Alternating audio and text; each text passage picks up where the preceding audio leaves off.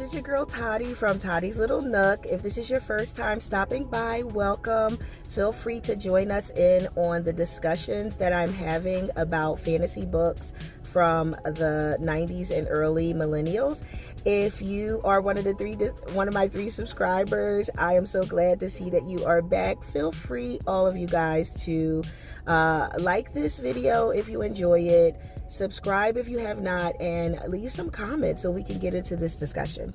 Okay, so today we're talking about the 3 reasons why I'm going to continue reading the January pick from my back to book bout. I do that every time the wrong way, but my January pick from the back to book challenge that I'm doing this year to get back into reading paper copies, to kind of slow down, calm myself down, and really be present and get into some of my creative hobbies that I enjoy, such as reading. Of course, I'm a writer part-time. I work full-time in the day, and I also do other things like craft, decor, cook things that I like. I haven't done that in a long time, but I want to share those things with you and be able to talk with you guys and see what you guys are into and what you are doing. So back to this book, Moon Call by Patricia Briggs. It's the Mercy Thompson series that was hit, and I can tell you one thing: I have only read up till chapter 2. My life is so crazy, guys. Like, I am studying for a major work test that I have to pass, and I will. Yes. And I just feel like it's been the only thing on my mind right now. But I am going to tell you that there are some things that I felt like after even finishing this chapter this morning that I was like, yes, I am going to make time for this book. So let's see how Mercy compares to my first read in early 2000s. So the thing is, number one is that the catch, I believe, originally for Mercy was the fact that she was a female mechanic. This character is a female mechanic. And back then, it's like, oh my God, it's a shocker. It's something new. You want to kind of figure out what could that potentially be like as I get to see the unraveling of this story. Well, nowadays, it's like we know that women could do anything, almost anything, everything, whatever. Right? So it's not odd to maybe see a woman being a mechanic or doing something in a male-dominated industry. However, when I thought about it, I was like, I don't think I know any female mechanics. Like when I go to my dealer or to get an oil change or even to a private mechanic for something, I never see a woman working back there. But if I hop up on social media, I could tell you right now, I could find 5 strong accounts of women documenting their lives as, quote unquote, female mechanics. So I do wonder, like, sometimes I get in that reflective mood of like, wait a minute, is social media really true to what is going on in life? Does it make us think that things are more prevalent than they actually are? Clock it.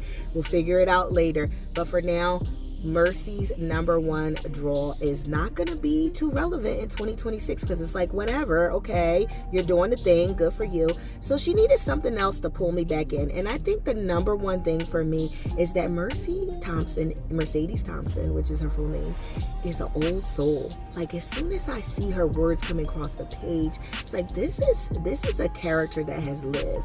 And not to give any spoilers, but if you don't know, Mercy is a, I think it's Volkswagen mechanic in Tri-Cities, which is the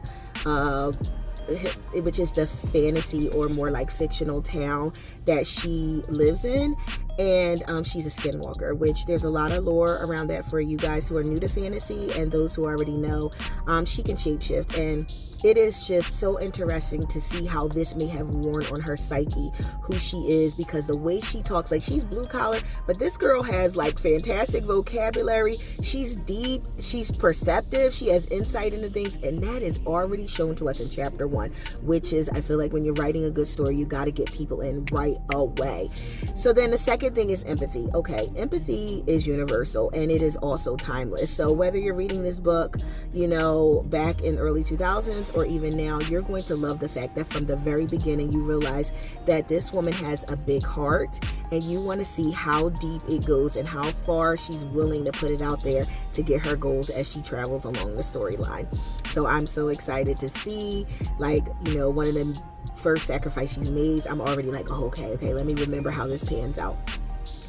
The last thing is something that I believe we would see in a couple of the, you know, urban fantasy plot lines, especially involving vampires. And what urban fantasy does really well is this idea of making us think that these characters or these monsters or, you know, kind of like folklore creatures could actually live in the real world.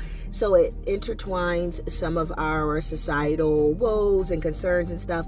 So I like the fact that religion plays a part right away in here. And, you know, it's Christianity in this book.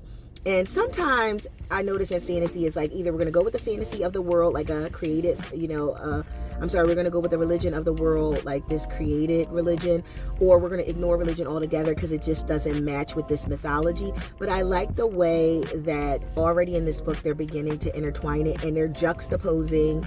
Oh, is that a mercy word?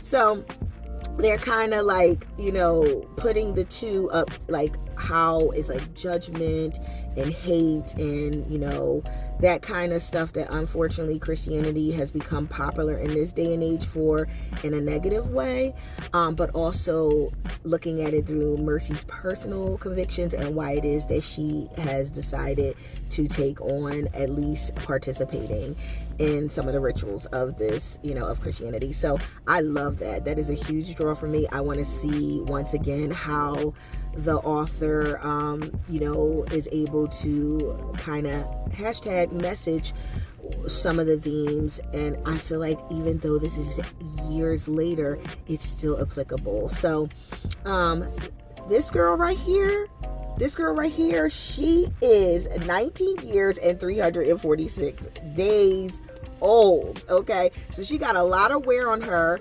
like the cars that Mercy actually works on in her shop in the book. So this is a story that we're going to see if it can be almost to a point of being classic.